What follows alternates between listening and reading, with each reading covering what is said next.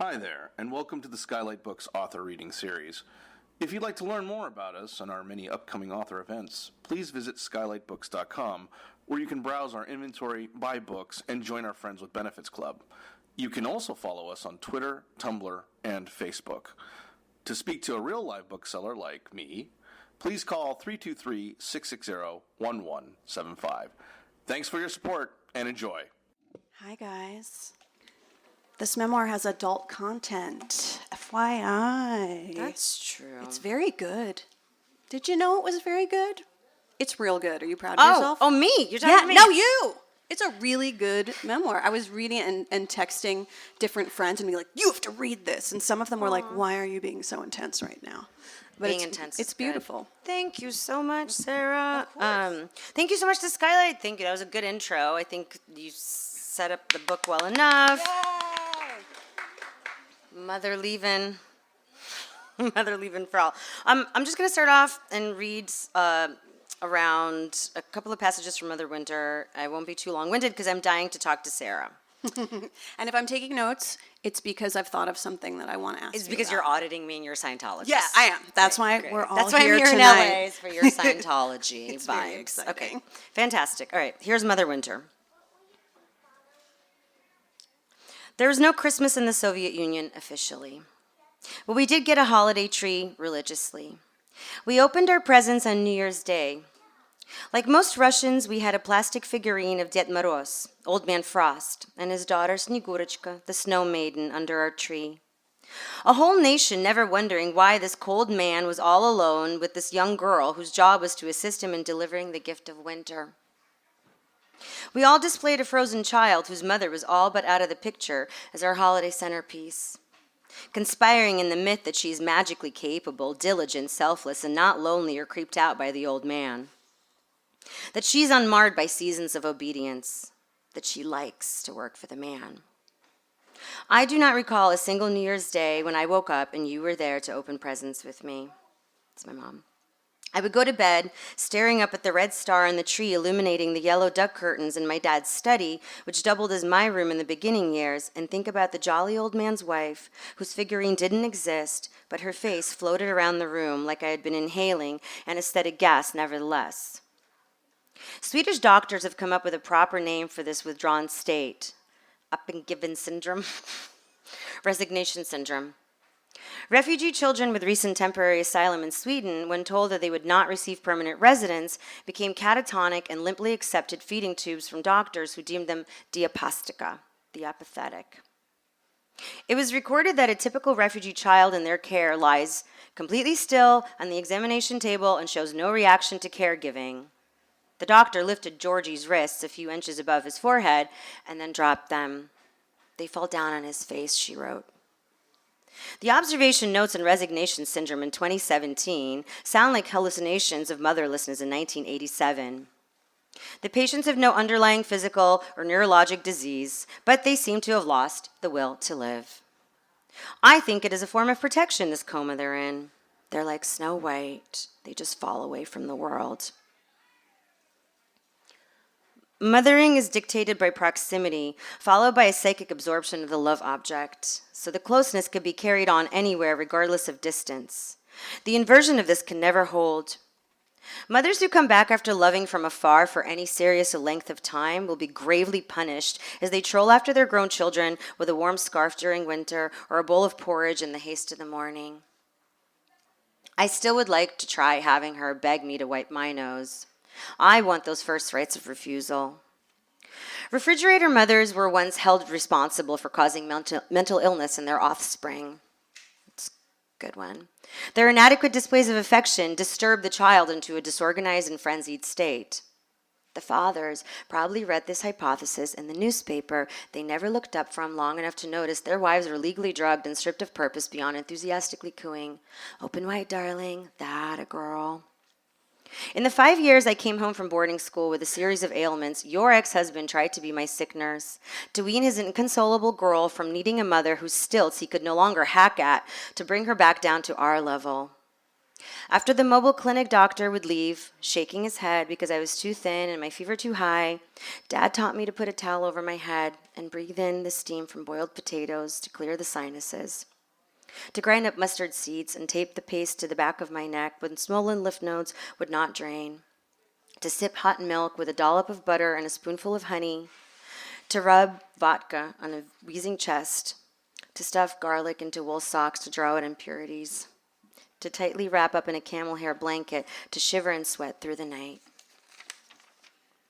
He swabbed little glass jars with alcohol and lit them on fire, blowing them out and sticking the rims onto my back to make rows that left brown marks in a turtle shell pattern.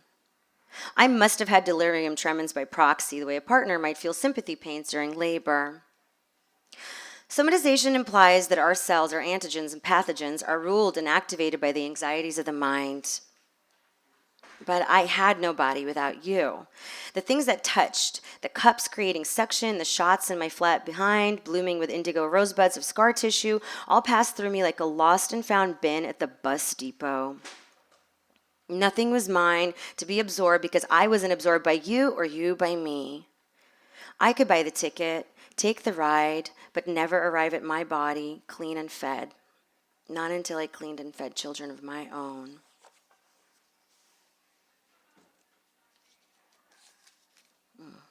If your mother won't stand behind you brushing your hair saying, "Look how beautiful you are, I'm so proud of you," don't listen to a word those other miserable lost souls say. I know who you are. You're my strong, my brave, my lovely little girl. You're nobody's punching bag. God don't make no junk, and you're my jewel of a prize, and I waited for all my life, and you get to choose whatever you feel like wearing, no matter the price. There's so many versions of this motherly love mantra that I had told myself in the mirror as a small child, braiding my hair every morning. I'd wake up extra early, determined to French braid my dirty and unbrushed locks, black, crunchy, and greasy, into something that I could rescue while hiding the fact that I'd no one to get me ready for school, no one to make me take a bath on Sunday nights. As a girl, being unkempt and smelly, as I was in my neglected state, was a sin that boys got away with all the time. I braided my hair to protect my family and the dignity I believed was my duty to preserve until my arms fell asleep, until I made myself late for school. I wouldn't dare wake up my dad and any overnight guests he may have had over, so I looked through their coats for money I needed to get to school. If I couldn't find enough, I would panhandle.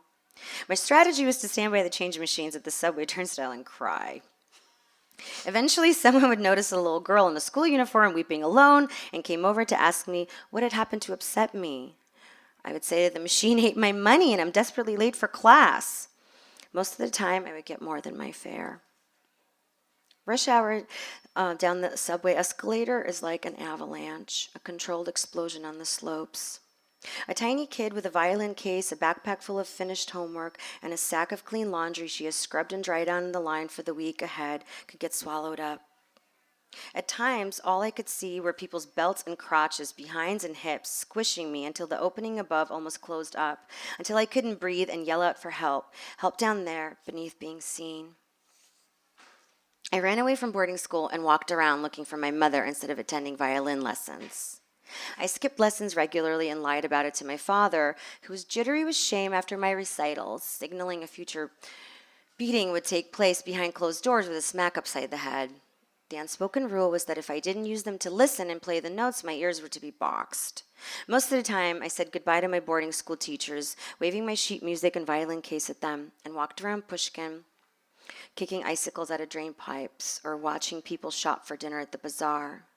I was going to trap her into taking care of me, as though she had needed a reminder, as though she were simply having a bad day year after year and had forgotten to move her hands from her closed eyes.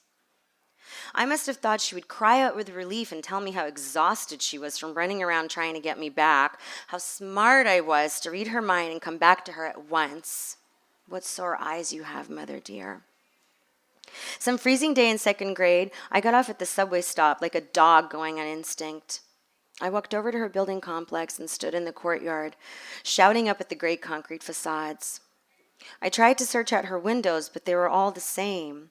The dark squares looked like gaping mouths screaming back at me. I want you to stand out in the cold and pine for my windows to open, Mother. Whenever men sing love songs to women on the radio, I don't think they're for me. I picture myself as the guy, and I'm speaking directly to my mother. If the lyrics seem sexual, I bypass those words by humming and concentrate on the need, the want, the chase, the absence, the raw and base desire to be one with another. This has nothing to do with making love. It's about symbiosis. Before loneliness will break my heart, send me a postcard, darling. How can I make you understand? I want to be your woman. Sappho was a lyre player, a singer, an accomplished musician who was summoned to serenade important weddings and grand parties.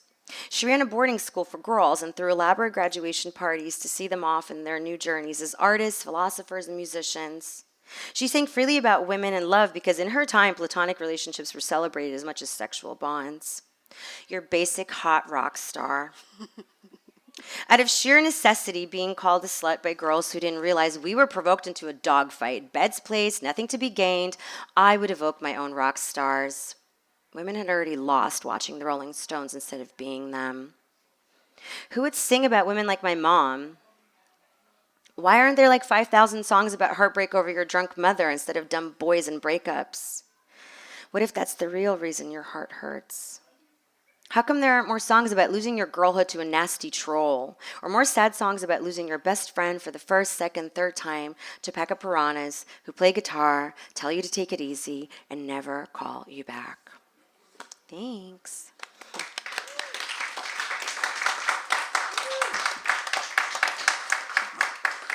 Well, thank you so much, Sophia. First of all, I'm so excited to be here. I'm so glad all of you are here. So, show of hands, I'm not going to call on anybody. How many of you have gotten a peek at the book, whether you've read it or read an excerpt? How many of you are very interested in purchasing it at a local independent bookseller?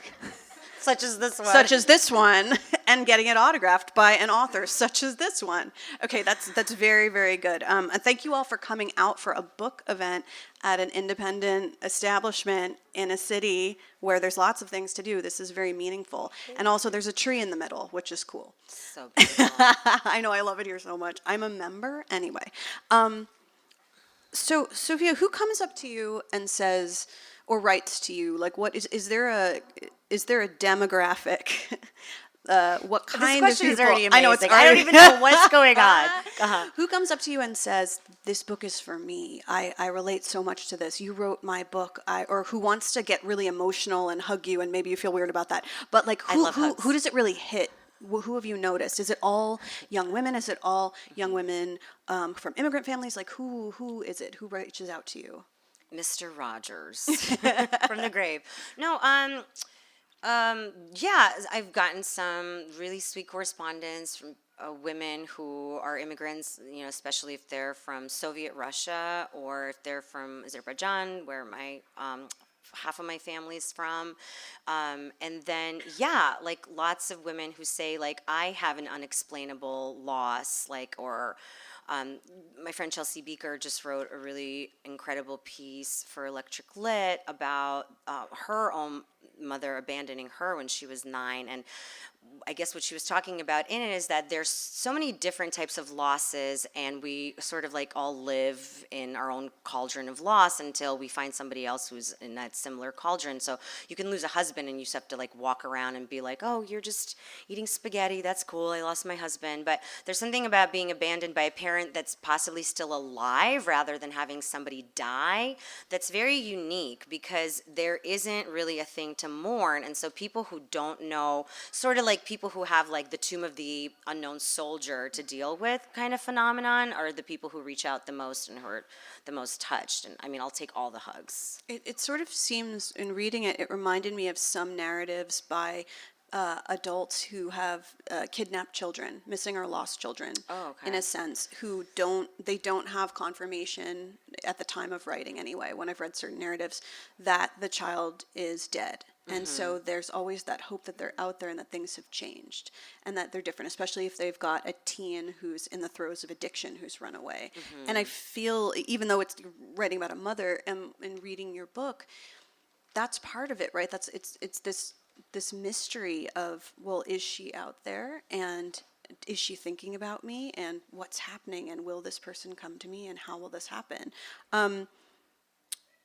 I was really impressed in reading this book, which you should purchase for a reasonable price here, because you do something very difficult, which is you write about some people who are living and who are in your life still, or who you know, and you don't seem to pull punches. Like, I wrote a memoir about mental illness. I cannot wait to buy it today. Oh, excellent. It may or may not be here. But I pulled a lot of punches. Like, I portrayed my mother as a hero. I don't talk about what it was like to be raised by a parent with untreated mental illness. I don't talk about the reality of what it was like to be raised by my father.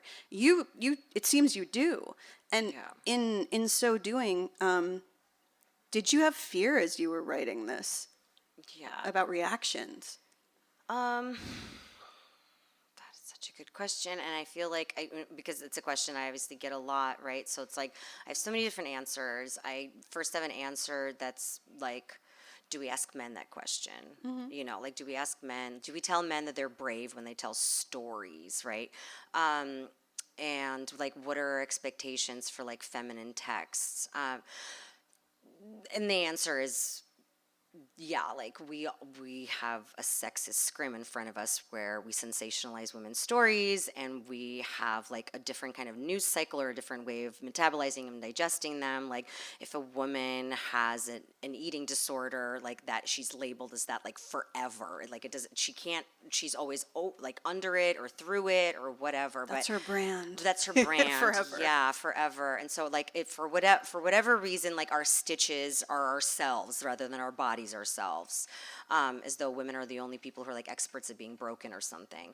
So that's one thing. But in terms of actually writing the book, as I've said numerous times, I had no intentions of writing it as memoir. I don't care about lanes or genres and sections. I completely respect that stores have to have those things. I completely respect their marketing teams, and that there is a capitalist cog to sort of feed, but it just has never interested me, and I never approached it that way. And I think being like kind of naive, like Craig and I went to go see like the Outliers art show at LACMA, and I was just like, yeah, I mean, like, maybe if you get placed in the other bin, that's best. And so I just always came from the other bin. I never came from the place of belonging. Like, I came from a place of exile, so I never had anybody to really like impress or think about. I didn't know anything about genre. Like, it just didn't even occur to me. I just read everything as like either literature or like historical fact. And so that helped me not be afraid. And then the other piece is they held back the things that I have to be afraid of from me after they convinced me to sell it as memoir, even though I wanted to sell it as a novel or prose poem, whatever.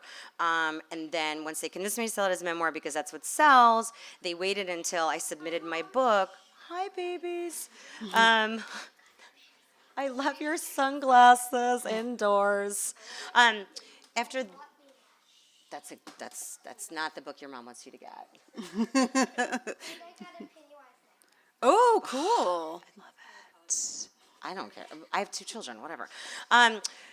But I guess they held off, and maybe that was strategic. I have no idea, but that when I was losing bowel control, I think, and not in a real, in my mind, was when they were like, oh, you have like 4 passes with lawyers. I was like, yeah. Oh, cool. Thanks for telling me about this. Like, that's something I missed out on. And maybe that's good. Maybe that's bad. But I'm never, ever, not because I want to further get away as memoir, but I just don't really think that I'm going to allow, unless there's a special circumstance, for anybody to convince me to write something called memoir and lawyer check me ever again. And in terms of my father, that's like another thing that I'd lived through so much with him already.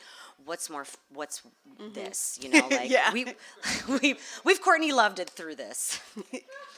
I'm good. We're good. He'll live through this. And I did actually protect him a lot. Like, I feel like I created a nuanced character. And when we talked about this, I explained this to him, and he sees it as like, he believes that like an 11-year-old girl wrote a novel. It's like, these are the ramblings of a child who wrote fiction. That's how he feels about it, and I agree with him. Yeah, and I think that's great. I have a secondary gains. I have a dad who always said, you can write about anything we did or said as long as it's true, and a mother who's like, don't put pictures of me on social media. So it's a very interesting sort of dichotomy. But they're not here right now.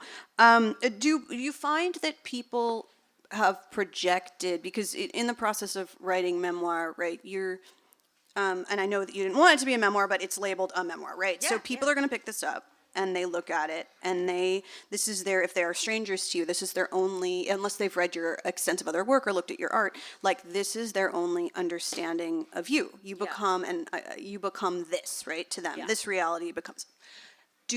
Have you found that reviewers or that readers have projected a lot of their own stuff onto what they read? You mean misogyny? Maybe, yes.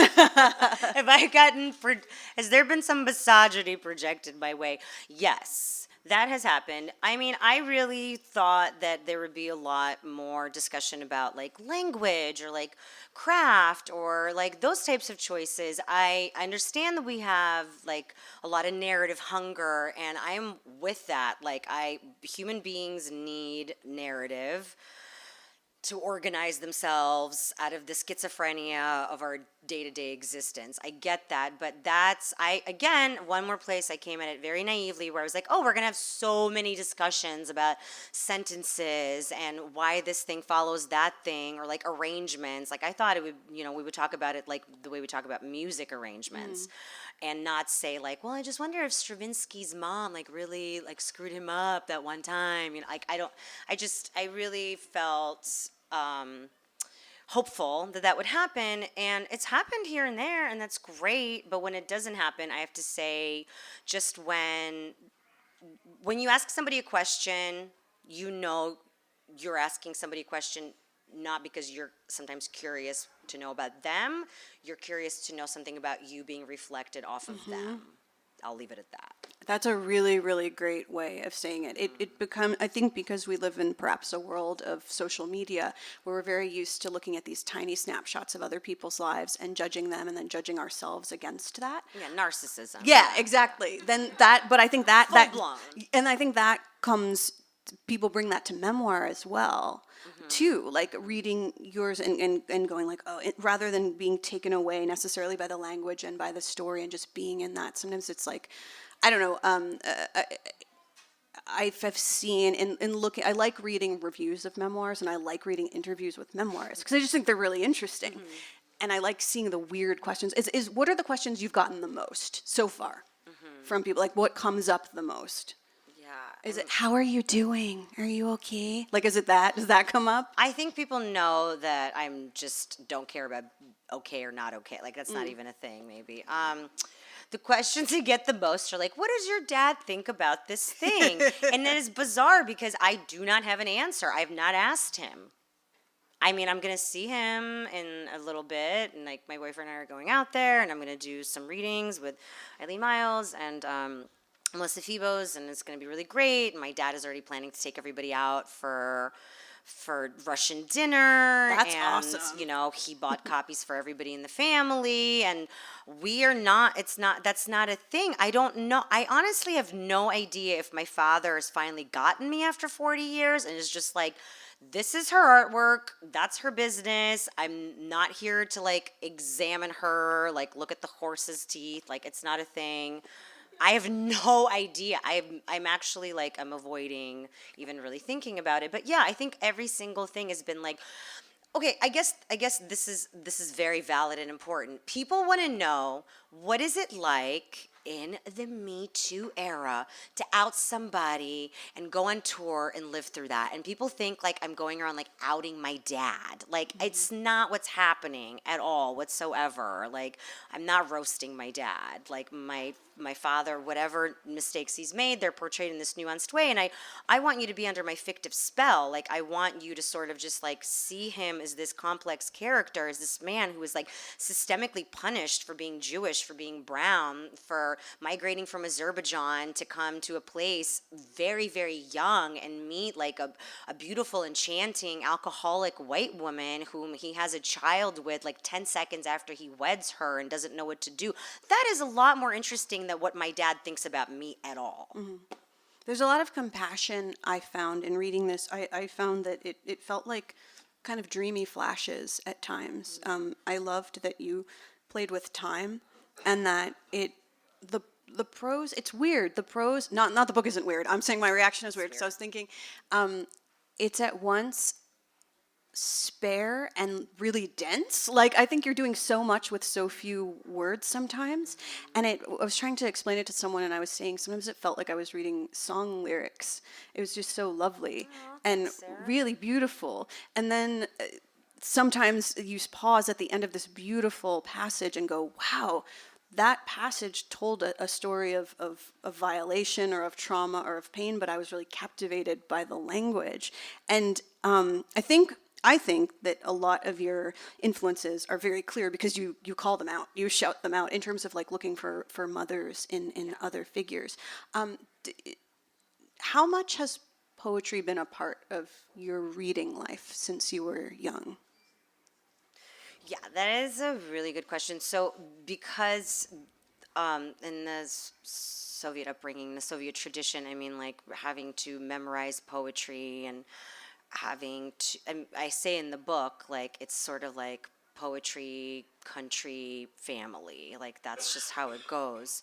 And so it's not just like it influenced me, it's one of those things where when you come to a country, when your hormones are changing and you are consumed with the loss of already lost parent, and you are becoming a teenager and you're learning Hebrew and English at the same time as a bunch of mean pimply girls are calling you names, all of the poetry you recited in your life absolutely means nothing. Like, what was I supposed to do? Like, recite Mayakovsky to a bunch of girls who were like, ew, you use Mario Brothers shampoo? You're poor. Like, I mean, all of my life, everything I've lived, everything I've revered became completely useless to me overnight. And so the reason there's so much white space is like they're white sheets because my country is dead. And I wanted to also talk about how in the 90s I came here, we arrived right as, I mean, I think like 1995, the most folks died of AIDS out of any year, and we just don't really think or talk about it. But I remember being in junior high school and in high school, and it's just like this idea of the AIDS quilt and like the white sheets. And for whatever reason, because I didn't know how to name it, and maybe that's another way of thinking about poetry, I would like watch these things on TV, and for some reason I'd be consumed by the AIDS crisis, and I was like very obsessed with queer culture and like going to the limelight and partying with my fairies and stuff. So like I was really interested in how people were handling loss that way because I didn't have any words for my loss, and my loss was so very specific. It was almost inaccessible, right? And the loss of my country was so public. It was like this public shaming, like finally the Soviet Union is gone, like Drago is down, Rocky got him.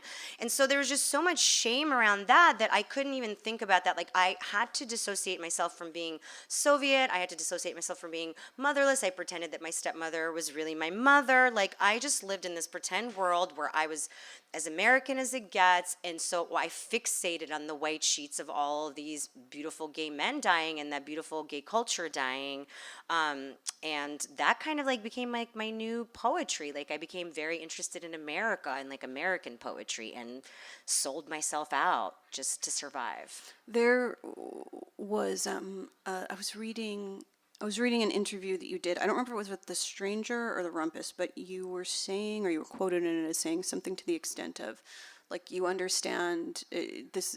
You were not at all saying dissent is a bad idea. Obviously, you are someone who enjoys disrupting, which is a very overused word. Go home, watch your TV, don't come out. I think you were saying, but there is a lot of joy for you and gratitude in being an American. Like you said something to the extent of I can't shit on America too much or something like that. I forget what it was. I'm screwing it up. No, yeah. But it must be interesting to be somebody who's come up in the way that you have and who's participated in these who's obviously very politically aware and has been very engaged with feminism, and to also have, it seems, a lot of love for your second country.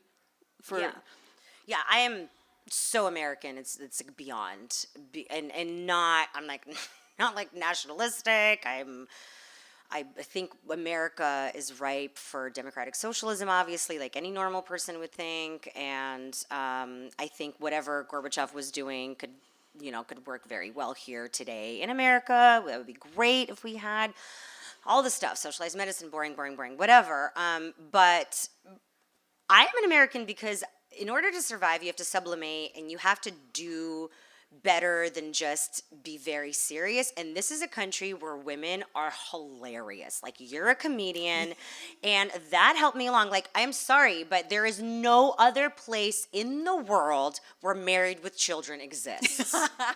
Kelly Bundy was my hero, and I got the joke, and I was like, meta. It's like, I'm her, and I'm laughing at myself, and she's laughing at me, and everybody's laughing at her, but they don't know. It was like a thing, and there's no other place in the world where that exists, where you have that out, where you have that throughway, and this is the country where that happened. And no, I cannot crap on that country. I'm not going to leave that country. I crawled to get here, and so I'm actually going to like stay here and support the better parts of the country rather than say that this is like boohoo. I mean, have you lived somewhere else? I mean, I'm sure it's beautiful and amazing and good for them in Europe, but they are so not funny.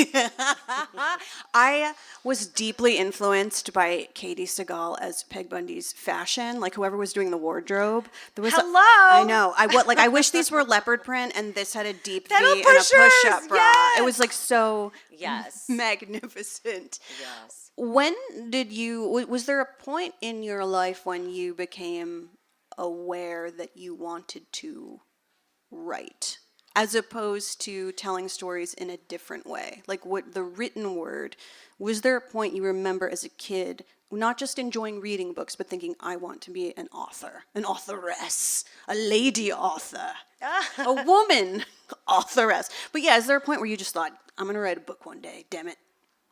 Yeah, I think I thought that when I was like 5. I was like, all these books, like these are my parents. No, when I started high school, I would hide in the library instead of going to lunch. Like, for the first 2 years of high school, I just hid in the library, and then I would go to Strand and flip through magazines I didn't understand. Like, I was just like, look at the Paris Review, and I was like, this looks fancy, and people are talking about fancy things, and I was like, I just want to be with these people.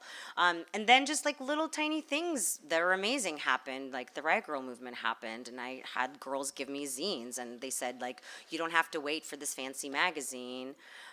You can make one. Do you have a stapler? Do you have glue? Yeah, you can and do we would it. put glue on the stamps so that when you got your zine in the mail, you lick the glue off and reuse the stamp, because when they stamped it, you can so we would just pass those. Maybe people could still do that, reuse the stamp over and over. Did you read Sassy Magazine? Yeah, that was my Bible. I loved it so much. Yes, I sat there in the library and I would read. I mean, I would read anything. Yes. I was very estrogen saturated, but that was like the one thing that was like, yes, you could be a pop culture and like be into not mainstream things. Yeah, it was great. When you read a bit where you were talking about what it's like to grow up, or you were writing about the idea, that image of a mother behind a daughter, reassuring her, brushing her hair and telling her she's beautiful, or some version of that, comforting, you are my own. Like, you were just reading it now. And I wanted to ask about how you approached that idea about beauty in writing this book, because so often beauty, how women present themselves, how they perform gender and femininity, right, is this sacred almost thing that's handed down from mother to daughter. Yeah. Supposedly. I mean, my mom didn't know how to do makeup or how to do hair, so I would like look it up in books and how to do it, which is fine. She had other priorities, that's fine. But how did that inform, thinking about beauty and presentation, how did that inform when you were writing this book? Like, what you brought to the page? Yeah, that's a really good question, because I didn't have my mother to like groom me that way or instill that in me, and my stepmother was like so hyper feminine in this way that I think is fantastic. Like, she was a drag queen in a way, and so I thought that was fantastic, and I revere that kind of hyper femininity, but I just don't go there. I don't know why that's never been like a thing for me. Maybe it's something that's. I don't. It's just not been a thing. Like, it's just, for whatever reason, it escaped being my focus or like my worry. I had like months in my life where like I wouldn't shower, I don't care, like this is what I look like. Or sometimes my parents would be like, you're making yourself ugly on purpose, like you're wearing ugly clothes. Like my stepmother would be like, why are you like wearing nostalgic clothing? Like why are you wearing like these Frances Farmer like woolen dresses? And I would like wear 20 million layers and just like have greasy like just maybe I don't think I was in my body for so long. And I think if anybody was ever to say to me like, wow, like you're really beautiful, I would be like, you're not the person that I want to be around. Like that's not important to me. What's important to me is like my mind and feminism, and like talking about these things is toxic. I mean, it took me a while to just be like, it's okay. Like human beings have lust. Meat They have suits lust. and bodies and lust and feelings. Yeah, and it took me a long, long time. Yeah, and I'm still, I think, still wrapping my head around stuff like that. I'm always curious about other writers' process. Did you, in the course of writing this, did you have a set schedule? Oh, I have 2 children. Yes. I raised them. I mean, I split them up with my wonderful ex-partner, but I think a schedule is dictated sometimes by your life. And, you know, like I have so many friends who teach and write, and that's their set schedule. I remember George Saunders, when he came to PSU, he got that question about like discipline and like, when do you write? Do you have a schedule? And he said like, yeah, this life is like my container. And he's like, in a way, working at a university is like a socialist job where like I buy myself free time to write. So it's like I have office hours, and if a student cancels, fantastic, I have like an hour to write. And it's kind of the same with me and my kids. And I have this, you know, I have some routines. My favorite thing to do, if anybody at all cares, is just copy Edith Wharton and like just wear like a cotton white nightgown and have like all my stuff in my king size bed with all my like flowery things, and just not get out of bed and just like write, nap, do other stuff, write, nap, do other stuff. That's awesome. Do you ever use a standing desk? Totally not a deep question. I would never. It's not even. If I'm not writing like this or like that. Or like that.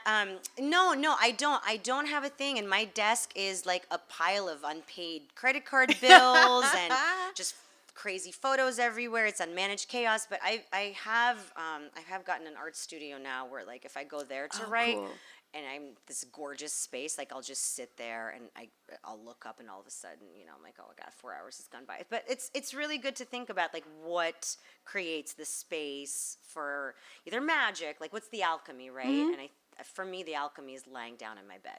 That's awesome. That's the ritual. That's really fantastic. Maybe one more thing, and then yeah, sure. I don't want to bore everybody. Oh, well, let's. Poor Bruce is getting stiff. Let's see. I would say for the. I think that before I started publishing, I went to book events in part because I like to read, and in part because I was like, maybe they'll tell me the secret. So to what? To making a book happen. Oh, so my question is, how much determination went into, from start to finish, getting this damn thing done? Did you find it to be a process where did you just sit down and were you like, I'm going to manifest on my vision board a beautiful memoir, done? Or how much like effort did it take? How much grit, how much blood, sweat, and tears did it take? Yeah.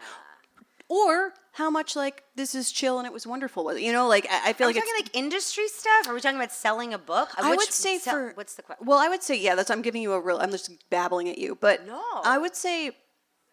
How friggin' stressful has this experience been from start to present? From the moment you started thinking, I want to write a book, to now.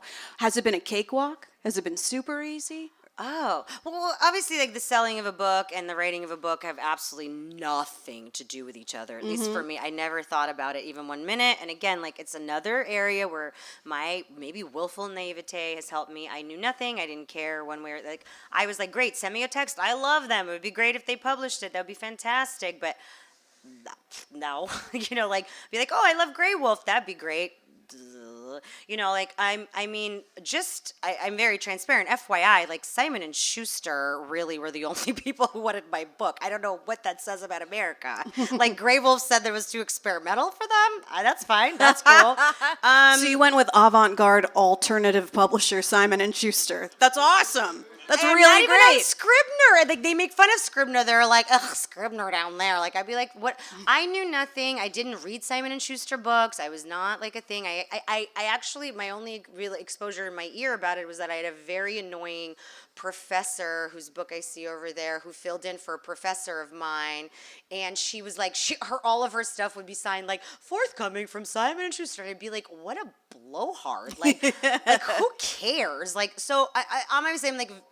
Okay, I'm a walking, talking contradiction in every single part of my life, and this would be one of them. Like, I am extremely skeptical and hateful of capitalism, and yet, right?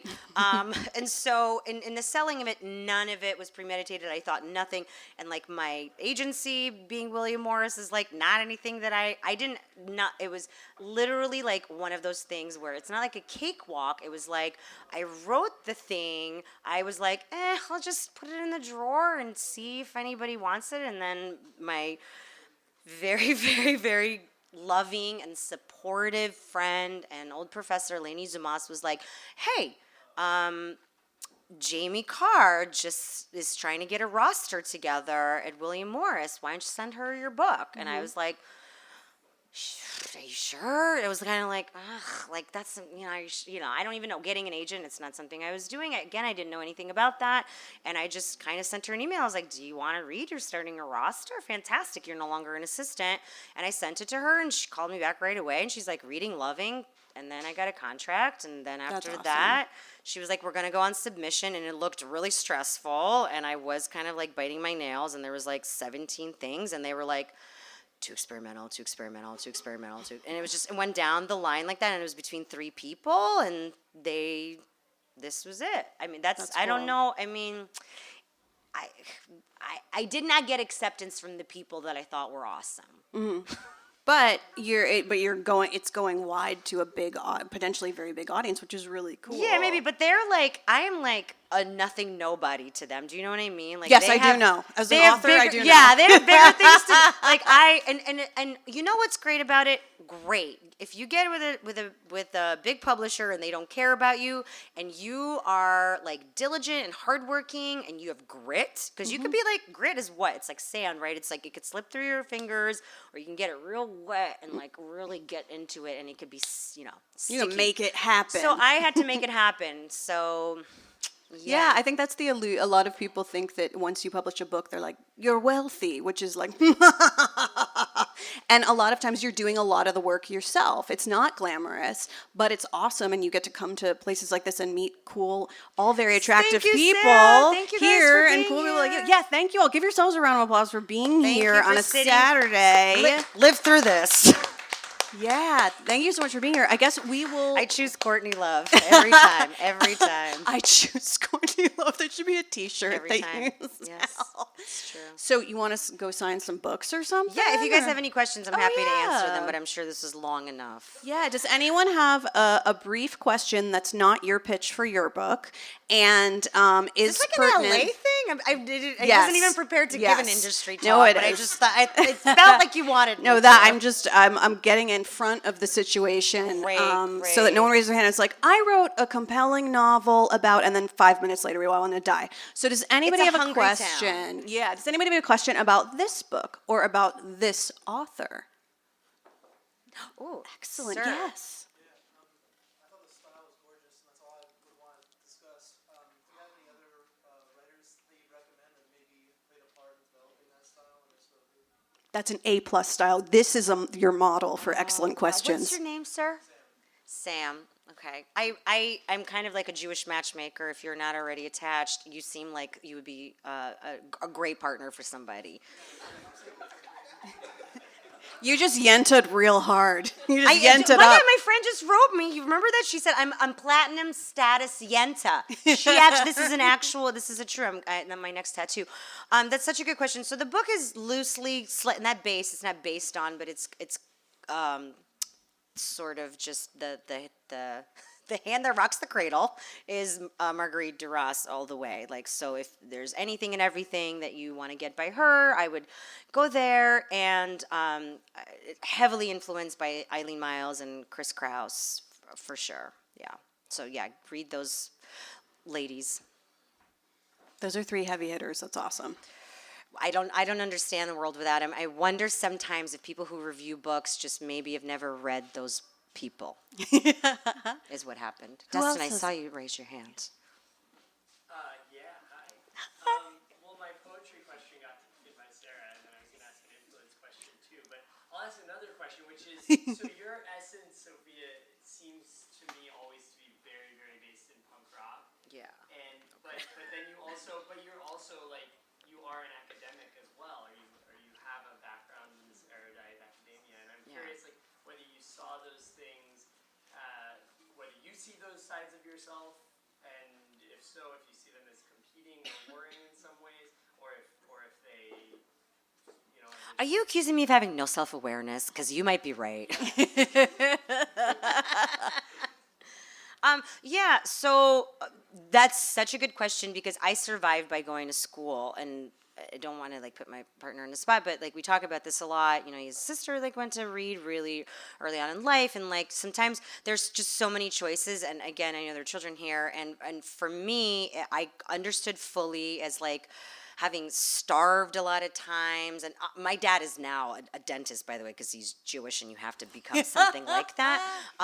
But when I went to college, I took myself to college, and I survived through college by surviving through college. And so I sort of saw it as like, I can sell this, or I can learn with this in a place that is safe for me, where there are like rules, and you show up at 9 and the thing ends at 12, and it's not your parents just being like, oh yeah, my girlfriend is over here, we're doing whatever, put yourself to bed whenever. I could handle no more loosey-goosey, put yourself to bed whatever. And so academia in general, or anything having to do with school, even like in my high school, which was like this incredible, insane kind of punk rock environment of, you know, like no grades, and you get to choose, like we had a class called the Kennedy years. I mean, hello. And then going to Evergreen, like all of these places where like you have choices, but if you want to choose to work and learn from the minute you wake up till sundown, and if you want to be like what I did, it was like nerdy, like literary editor of your yearbook, editor of the feminist newspaper, like all of these things that I was doing those things to protect myself before going to like Burger King and putting my manic panic hair into like a bun and putting the hat on and using that money to like go to the punk rock show. So all of these things lived inside me forever, but I never ever felt comfortable in academia. And I just don't know how to do that. Like, and Dustin and I talk about this all the time because he's a teacher and he's wonderful and he has so much there to offer, and I don't know how to belong in really any place, and that's a place, and I only know how to like receive. I don't know how to give to it. This is really random, but I just remember, I haven't thought of this in years, but my friend who's an immigrant from Azerbaijan, her mother, she's a psychiatrist who married a psychiatrist, and her mother, when her mother was in her early 60s, was like, you know what? I think I want to be a psychiatrist, and then just became a psychiatrist. Mazel. It's exciting. Become a psychiatrist. Just become a psychiatrist. A feminist psychiatrist. Be a dentist. Whatever. Do something good with your lives. Be a feminist dentist. I mean, the person is listening to you. Why don't you just... God, that's a really good... I would love a feminist dentist. Maybe give them some devoir while they have their mouth open. Men. All men need to go to feminist dentists. And on that note, thank you so much for coming. Yeah, thank you so much, you guys. We're going to go sign some books. Thank you, Sarah. You were incredible. Oh, these Bubba, questions. thank you for having me. I love it. You've been listening to the Skylight Books author reading series. Don't forget, you can listen to this and all of our other great podcasts at skylightbooks.com. Thanks again for stopping by, and we hope to see you soon.